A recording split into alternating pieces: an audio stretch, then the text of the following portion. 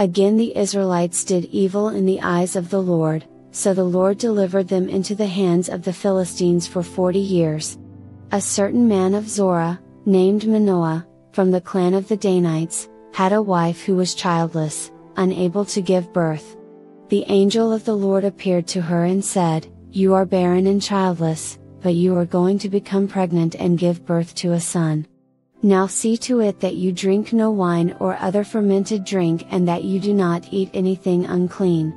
You will become pregnant and have a son whose head is never to be touched by a razor because the boy is to be a Nazirite, dedicated to God from the womb. He will take the lead in delivering Israel from the hands of the Philistines." Then the woman went to her husband and told him, "A man of God came to me.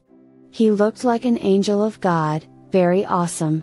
I didn't ask him where he came from, and he didn't tell me his name. But he said to me, 'You will become pregnant and have a son. Now then, drink no wine or other fermented drink and do not eat anything unclean, because the boy will be a Nazirite of God from the womb until the day of his death.'" Then Manoah, "Pray to the Lord, pardon your servant, Lord. I beg you to let the man of God you sent to us come again to teach us how to bring up the boy who is to be born." God heard Manoah, and the angel of God came again to the woman while she was out in the field, but her husband Manoah was not with her. The woman hurried to tell her husband, "He's here. The man who appeared to me the other day." Manoah got up and followed his wife. When he came to the man, he said, "Are you the man who talked to my wife?" "I am," he said. So Manoah asked him, "When your words are fulfilled, what is to be the rule that governs the boy's life and work?" The angel of the Lord answered, "Your wife must do all that I have told her. She must not eat anything that comes from the grapevine, nor drink any wine or other fermented drink nor eat anything unclean. She must do everything I have commanded her." Manoah said to the angel of the Lord, "We would like you to stay until we prepare a young goat for you." The angel of the Lord replied, "Even though you detain me, I will not eat any of your food. But if you prepare a burnt offering, offer it to the Lord." Manoah did not realize that it was the angel of the Lord. Then Manoah inquired of the angel of the Lord, "What is your name, so that we may honor you when your word comes true?" He replied, "Why do you ask my name? It is beyond understanding." Then Manoah took a young goat, together with a grain offering, and sacrificed it on a rock to the Lord. And the Lord did an amazing thing while Manoah and his wife watched. As the flame blazed up from the altar toward heaven, the angel of the Lord ascended in the flame. Seeing this, Manoah and his wife fell with their faces to the ground. When the angel of the Lord did not show himself again to Manoah and his wife, Manoah realized that it was the angel of the Lord. "We are doomed to die," he said to his wife. "We have seen God." But his wife answered, "If the Lord had meant to kill us, he would not have accepted a burnt offering and grain offering from our hands, nor shown us all these things or now told us this." The woman gave birth to a boy and named him Samson. He grew and the Lord blessed him, and the Spirit of the Lord began to stir him while he was in Mahaneh-dan, between Zorah and Eshtaol. Samson went down to Timnah and saw there a young Philistine woman. When he returned, he said to his father and mother, "I have seen a Philistine woman in Timnah, now get her for me as my wife." His father and mother replied, "Isn't there an acceptable woman among your relatives or among all our people? Must you go to the uncircumcised Philistines to get a wife?" But Samson said to his father, "Get her for me. She's the right one for me." His parents did not know that this was from the Lord, who was seeking an occasion to confront the Philistines, for at that time they were ruling over Israel. Samson went down to Timnah together with his father and mother. As they approached the vineyards of Timnah, suddenly a young lion came roaring toward him. The Spirit of the Lord came powerfully upon him so that he tore the lion apart with his bare hands as he might have torn a young goat.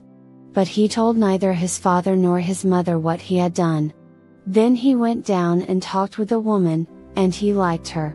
Some time later, when he went back to marry her, He turned aside to look at the lion's carcass, and in it he saw a swarm of bees and some honey. He scooped out the honey with his hands and ate as he went along.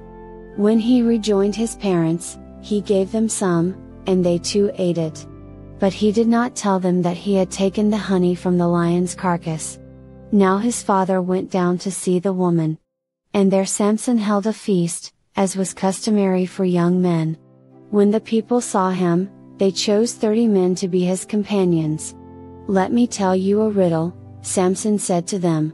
"If you can give me the answer within the 7 days of the feast, I will give you 30 linen garments and 30 sets of clothes. If you can't tell me the answer, you must give me 30 linen garments and 30 sets of clothes." "Tell us your riddle," they said. "Let's hear it." He replied, "Out of the eater, something to eat, out of the strong, something sweet." For 3 days they could not give the answer. On the 4th day, they said to Samson's wife, "Coax your husband into explaining the riddle for us, or we will burn you and your father's household to death. Did you invite us here to steal our property?" Then Samson's wife threw herself on him, sobbing, "You hate me. You don't really love me. You've given my people a riddle, but you haven't told me the answer?" "I haven't even explained it to my father or mother," he replied, "so why should I explain it to you?" She cried the whole 7 days of the feast. So on the 7th day he finally told her, because she continued to press him. She in turn explained the riddle to her people. Before sunset on the 7th day the men of the town said to him, "What is sweeter than honey? What is stronger than a lion?" Samson said to them, "If you had not plowed with my heifer, you would not have solved my riddle." Then the Spirit of the Lord came powerfully upon him. He went down to Ashkelon, struck down 30 of their men, stripped them of everything and gave their clothes to those who had explained the riddle. Burning with anger, he returned to his father's home. And Samson's wife was given to one of his companions who had attended him at the feast.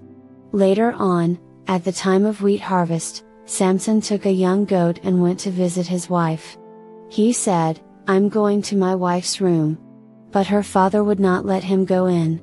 "I was so sure you hated her," he said, "that I gave her to your companion. Isn't her younger sister more attractive? Take her instead." Samson said to them, "This time I have a right to get even with the Philistines, I will really harm them." So he went out and caught 300 foxes and tied them tail to tail in pairs. He then fastened a torch to every pair of tails, lit the torches and let the foxes loose in the standing grain of the Philistines. He burned up the shocks and standing grain, together with the vineyards and olive groves. When the Philistines asked, "Who did this?" they were told, "Samson, the Timnite's son-in-law, because his wife was given to his companion." So the Philistines went up and burned her and her father to death. Samson said to them, "Since you've acted like this, I swear that I won't stop until I get my revenge on you." He attacked them viciously and slaughtered many of them. Then he went down and stayed in a cave in the rock of Edom. The Philistines went up and camped in Judah, spreading out near Lehi. The people of Judah asked, "Why have you come to fight us?" "We have come to take Samson prisoner," they answered, "to do to him as he did to us." Then 3,000 men from Judah went down to the cave in the rock of Edom and said to Samson, "Don't you realize that the Philistines are rulers over us? What have you done to us?" He answered, "I merely did to them what they did to me." They said to him, "We've come to tie you up and hand you over to the Philistines." Samson said, "Swear to me that you won't kill me yourselves." "Agreed," they answered. "We will only tie you up and hand you over to them. We will not kill you." So they bound him with 2 new ropes and led him up from the rock. As he approached Lehi, the Philistines came toward him shouting. The Spirit of the Lord came powerfully upon him. The ropes on his arms became like charred flax, and the bindings dropped from his hands. Finding a fresh jawbone of a donkey, he grabbed it and struck down 1,000 men. Then Samson said, "With a donkey's jawbone I have made donkeys of them. With a donkey's jawbone I have killed 1,000 men." When he finished speaking, he threw away the jawbone, and the place was called Ramoth Lehi. Because he was very thirsty, he cried out to the Lord, "You have given your servant this great victory. Must I now die of thirst and fall into the hands of the uncircumcised?" Then God opened up the hollow place in Lehi, and water came out of it. When Samson drank, his strength returned and he revived. So the spring was called En Hakkore, and it is still there in Lehi. Samson led Israel for 20 years in the days of the Philistines. One day Samson went to Gaza, where he saw a prostitute. He went in to spend the night with her. The people of Gaza were told, "Samson is here." So they surrounded the place and lay in wait for him all night at the city gate. They made no move during the night, saying, "At dawn we'll kill him." But Samson lay there only until the middle of the night. Then he got up and took hold of the doors of the city gate, together with the 2 posts, and tore them loose, bar and all. He lifted them to his shoulders and carried them to the top of the hill that faces Hebron. Some time later, he fell in love with a woman in the valley of Sorek whose name was Delilah.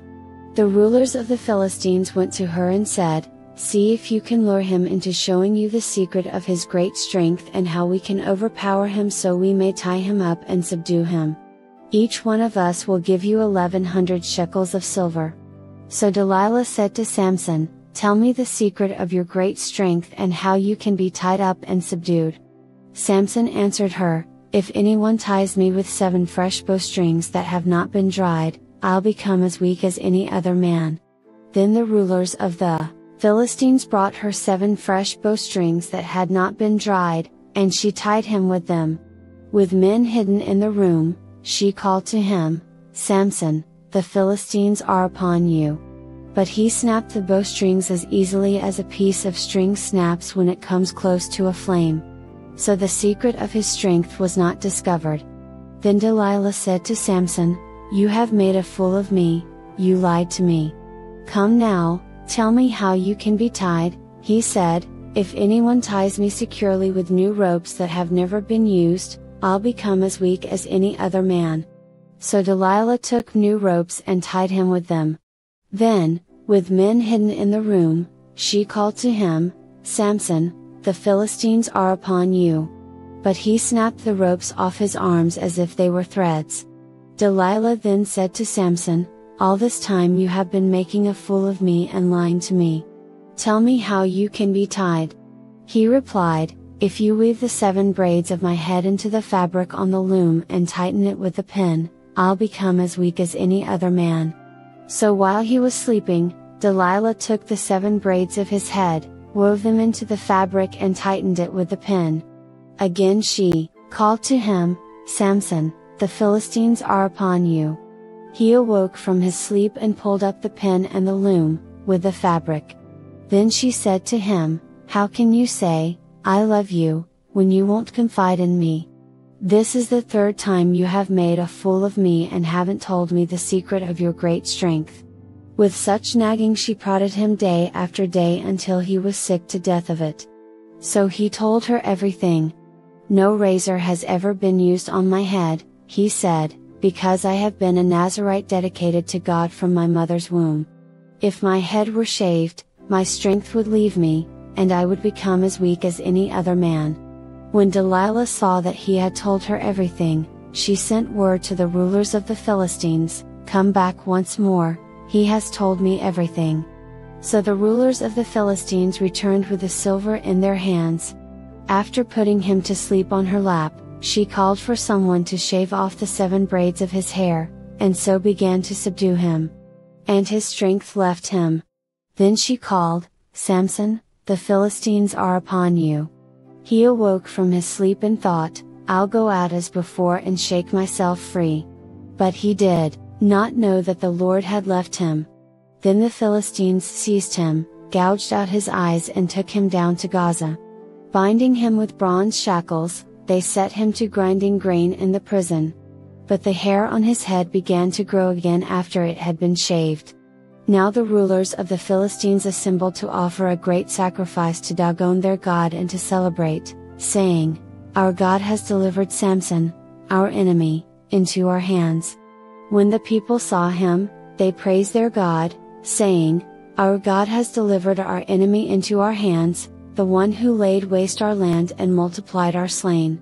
While they were in high spirits, they shouted, "Bring out Samson to entertain us." So they called Samson out of the prison, and he performed for them. When they stood him among the pillars, Samson said to the servant who held his hand, "Put me where I can feel the pillars that support the temple, so that I may lean against them." Now the temple was crowded with men and women, all the rulers of the Philistines were there, and on the roof were about 3,000 men and women watching Samson perform. Then Samson prayed to the Lord, "Sovereign Lord, remember me. Please, God, strengthen me just once more, and let me with one blow get revenge on the Philistines for my 2 eyes." Then Samson reached toward the 2 central pillars on which the temple stood. Bracing himself against them, his right hand on the one and his left hand on the other, Samson said, "Let me die with the Philistines." Then he pushed with all his might, and down came the temple on the rulers and all the people in it. Thus he killed many more when he died than while he lived. Then his brothers and his father's whole family went down to get him. They brought him back and buried him between Zorah and Eshtaol in the tomb of Manoah his father. He had led Israel 20 years. Now a man named Micah from the hill country of Ephraim said to his mother, "The 1,100 shekels of silver that were taken from you and about which I heard you utter a curse, I have that silver with me, I took it." Then his mother said, "The Lord bless you, my son." When he returned the 1,100 shekels of silver to his mother, she said, "I solemnly consecrate my silver to the Lord for my son to make an image overlaid with silver. I will give it back to you." So after he returned the silver to his mother, she took 200 shekels of silver and gave them to a silversmith, who used them to make the idol. And it was put in Micah's house.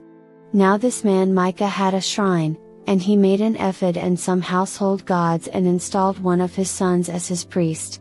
In those days Israel had no king, everyone did as they saw fit. A young Levite from Bethlehem in Judah, who had been living within the clan of Judah, left that town in search of some other place to stay. On his way he came to Micah's house in the hill country of Ephraim. Micah asked him, "Where are you from?" "I'm a Levite from Bethlehem in Judah," he said, "and I'm looking for a place to stay." Then Micah said to him, "Live with me and be my father and priest, and I'll give you 10 shekels of silver a year, your clothes and your food." So the Levite agreed to live with him, and the young man became like one of his sons to him. Then Micah installed the Levite, and the young man became his priest and lived in his house. And Micah said, "Now I know that the Lord will be good to me, since this Levite has become my priest." In those days Israel had no king. And in those days, the tribe of the Danites was seeking a place of their own where they might settle, because they had not yet come into an inheritance among the tribes of Israel. So the Danites sent 5 of their leading men from Zorah and Eshtaol to spy out the land and explore it. These men represented all the Danites. They told them, "Go, explore the land." So they entered the hill country of Ephraim and came to the house of Micah, where they spent the night. When they were near Micah's house, they recognized the voice of the young Levite, so they turned in there and asked him, "Who brought you here? What are you doing in this place? Why are you here?" He told them what Micah had done for him, and said, "He has hired me and I am his priest." Then they said to him, "Please inquire of God to learn whether our journey will be successful." The priest answered them, "Go in peace. Your journey has the Lord's approval." So the 5 men left and came to Laish, where they saw that the people were living in safety, like the Sidonians, at peace and secure. And since their land lacked nothing, they were prosperous. Also, they lived a long way from the Sidonians and had no relationship with anyone else. When they returned to Zorah and Eshtaol, their fellow Danites asked them, "How did you find things?" They answered, "Come on, let's attack them. We have seen the land, and it is very good. Aren't you going to do something? Don't hesitate to go there and take it over. When you get there, you will find an unsuspecting people and a spacious land that God has put into your hands, a land that lacks nothing whatever. Then 600 men of the Danites, armed for battle, set out from Zorah and Eshtaol. On their way they set up camp near Kiriath Jearim in Judah. This is why the place west of Kiriath Jearim is called Mahane Dan to this day. From there they went on to the hill country of Ephraim and came to Micah's house. Then the 5 men who had spied out the land of Laish said to their fellow Danites, "Do you know that one of these houses has an ephod, some household gods and an image overlaid with silver? Now you know what to do." So they turned in there and went to the house of the young Levite at Micah's place and greeted him. The 600 Danites, armed for battle, stood at the entrance of the gate. The 5 men, who had spied out the land went inside and took the idol, the ephod and the household gods while the priest and the 600 armed men stood at the entrance of the gate. When the 5 men went into Micah's house and took the idol, the ephod and the household gods, the priest said to them, "What are you doing?" They answered him, "Be quiet. Don't say a word. Come with us, and be our father and priest. Isn't it better that you serve a tribe and clan in Israel as priest rather than just one man's household?" The priest was very pleased. He took the ephod, the household gods and the idol and went along with the people. Putting their little children, their livestock and their possessions in front of them, they turned away and left. When they had gone some distance from Micah's house, the men who lived near Micah were called together and overtook the Danites. As they shouted after them, the Danites turned and said to Micah, "What's the matter with you that you called out your men to fight?" He replied, "You took the gods I made, and my priest, and went away. What else do I have? How can you ask, what's the matter with you?" The Danites answered, "Don't argue with us, or some of the men may get angry and attack you, and you and your family will lose your lives." So the Danites went their way, and Micah, seeing that they were too strong for him, turned around and went back home. Then they took what Micah had made, and his priest, and went on to Laish, against a people at peace and secure. They attacked them with the sword and burned down their city. There was no one to rescue them because they lived a long way from Sidon and had no relationship with anyone else. The city was in a valley near Beth Rehob. The Danites rebuilt the city and settled there. They named it Dan after their ancestor Dan, who was born to Israel, though the city used to be called Laish. There the Danites set up for themselves the idol, and Jonathan son of Gershom, the son of Moses, and his sons were priests for the tribe of Dan until the time of the captivity of the land. They continued to use the idol Micah had made, all the time the house of God was in Shiloh. In those days Israel had no king. Now a Levite who lived in a remote area in the hill country of Ephraim took a concubine from Bethlehem in Judah. But she was unfaithful to him. She left him and went back to her parents' home in Bethlehem, Judah. After she had been there 4 months, her husband went to her to persuade her to return. He had with him his servant and 2 donkeys. She took him into her parents' home, and when her father saw him, he gladly welcomed him. His father-in-law, the woman's father, prevailed on him to stay, so he remained with him 3 days, eating and drinking, and sleeping there. On the 4th day they got up early and he prepared to leave, but the woman's father said to his son-in-law, "Refresh yourself with something to eat, then you can go." So the 2 of them sat down to eat and drink together. Afterward the woman's father said, "Please stay tonight and enjoy yourself." And when the man got up to go, his father-in-law persuaded him, so he stayed there that night. On the morning of the 5th day, when he rose to go, the woman's father said, "Refresh yourself. Wait till afternoon." So the 2 of them ate together. Then when the man, with his concubine and his servant, got up to leave, his father-in-law, the woman's father, said, "Now look, it's almost evening. Spend the night here, the day is nearly over. Stay and enjoy yourself. Early, Tomorrow morning you can get up and be on your way home." But, unwilling to stay another night, the man left and went toward Jebus, that is, Jerusalem, with his 2 saddled donkeys and his concubine. When they were near Jebus and the day was almost gone, the servant said to his master, "Come, let's stop at this city of the Jebusites and spend the night." His master replied, "No. We won't go into any city whose people are not Israelites. We will go on to Gibeah."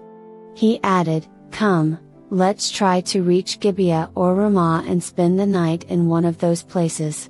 So they went on, and the sun set as they neared Gibeah in Benjamin. There they stopped to spend the night. They went and sat in the city square, but no one took them in for the night. That evening an old man from the hill country of Ephraim, who was living in Gibeah, the inhabitants of the place were Benjamites, came in from his work in the fields. When he looked and saw the traveler in the city square, the old man asked, "Where are you going? Where did you come from?" He answered, "We are on our way from Bethlehem in Judah to a remote area in the hill country of Ephraim where I live. I have been to Bethlehem in Judah and now I am going to the house of the Lord. No one has taken me in for the night. We have both straw and fodder for our donkeys and bread and wine for ourselves your servants, me, the woman and the young man with us. We don't need anything. You are welcome at my house," the old man said.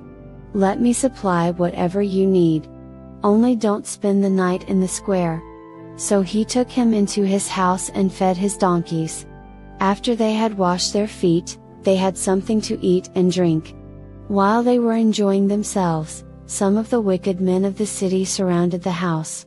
Pounding on the door, they shouted to the old man who owned the house, "Bring out the man who came to your house so we can have sex with him."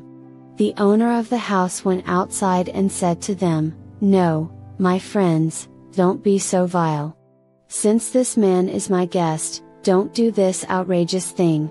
Look, here is my virgin daughter, and his concubine. I will bring them out to you now, and you can use them and do to them whatever you wish. But as for this man, don't do such an outrageous thing." But the men would not listen to him. So the man took his concubine and sent her outside to them, and they raped her and abused her throughout the night, and at dawn they let her go. At daybreak the woman went back to the house where her master was staying, fell down at the door and lay there until daylight. When her master got up in the morning and opened the door of the house and stepped out to continue on his way, there lay his concubine, fallen in the doorway of the house, with her hands on the threshold. He said to her, "Get up, let's go." But there was no answer. Then the man put her on his donkey and set out for home. When he reached home, he took a knife and cut up his concubine, limb by limb, into 12 parts and sent them into all the areas of Israel. Everyone who saw it was saying to one another, "Such a thing has never been seen or done, not since the day the Israelites came up out of Egypt. Just imagine. We must do something. So speak up."